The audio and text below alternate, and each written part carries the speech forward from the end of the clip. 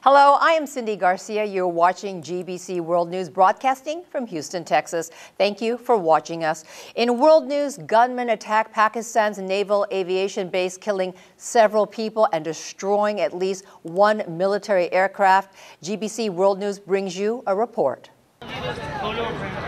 The armed gang who stormed one of Pakistan's most heavily guarded military bases was still holed up there early on Monday. Up to 20 attackers were fighting gun battles with personnel at the PNS Mehran naval aviation base in Karachi. They stormed the base with an arsenal of guns, rocket-propelled grenades and hand grenades. Several explosions have been reported. At least 4, possibly 5 people have been killed and others wounded. At least one maritime patrol aircraft's been destroyed. Witnesses say they had no idea at first what was going on. Our car broke down. We were changing the tire and suddenly there was a loud bang. We couldn't make out where the sound was coming from. Then the smoke started rising. Since then we've been standing here upset. I don't know what's happening inside there. There was fierce gunfire and it seemed like a battlefield in there. We were standing here with the children and we were worried about where to go. There was nobody to help us, not the police or anyone else. Then we found out that there was a blast inside PNS Mehran. Pakistan's Interior Minister Rahman Malik arrived in Karachi as sporadic fighting continued. Obviously, there should be no doubt that this is a terrorist attack. As the fighting ran on into Monday morning, it wasn't immediately clear who was behind the attack. Taliban militants who vowed revenge for the death of Osama bin Laden are certain to head the list of suspects. Yemen's president attended but did not sign a deal which would call for a transfer of power to opposition groups. In Yemen, President Ali Abdullah Saleh called on his supporters to accept a deal which would ease him out of power sometime next month. But when it actually came time to sign the official agreement, the president refused to put pen to paper. He offered this explanation. I will sign if the opposition comes to the presidential palace, as they're going to be partners in the transitional government. The deal, brokered by representatives from the Gulf states, is intended to put an end to 3 months of protests. This ceremony marks the closest Saleh has come to stepping down, and the 3rd time he's backed out at the very last minute.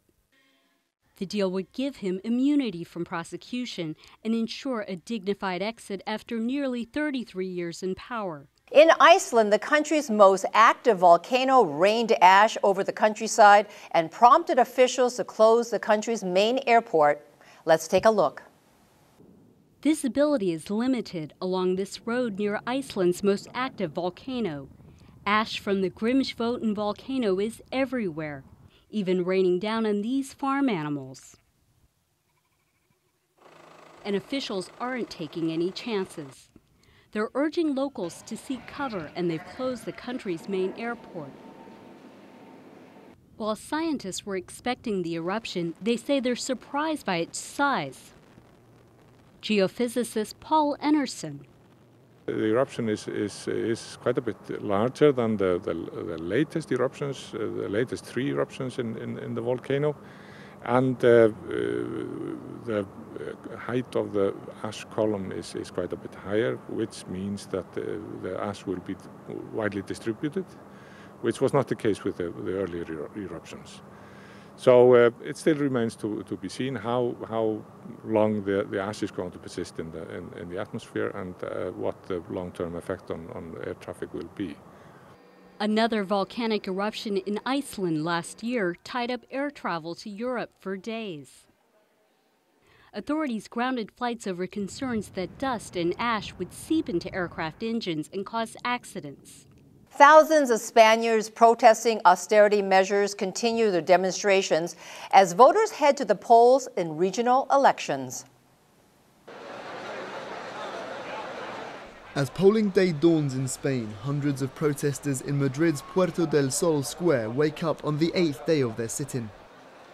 Tens of thousands of Spaniards have been voicing their opposition to the country's austerity measures in demonstrations that began on May 15th. On Sunday, the protests continued, despite regional elections that were also due to be held that day. Demonstrations are forbidden in Spain on election days and the preceding 24 hours, but one protester said they would continue even after the poll. This is not ending with the elections. The problem is not the Popular Party or the Spanish Socialist Workers' Party to vote left-wing or right-wing. The problem is in a higher sphere. It's a question of values. This is completely unfair and has to be changed. Spain's Prime Minister Luis Rodríguez Zapatero voted in the regional elections, which have been eclipsed by the protests.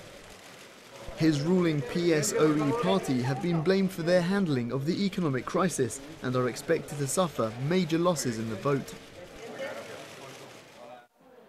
Peaceful protests across Spain have attracted up to 60,000 demonstrators across the country in Madrid, Barcelona, Valencia, Bilbao and many other cities.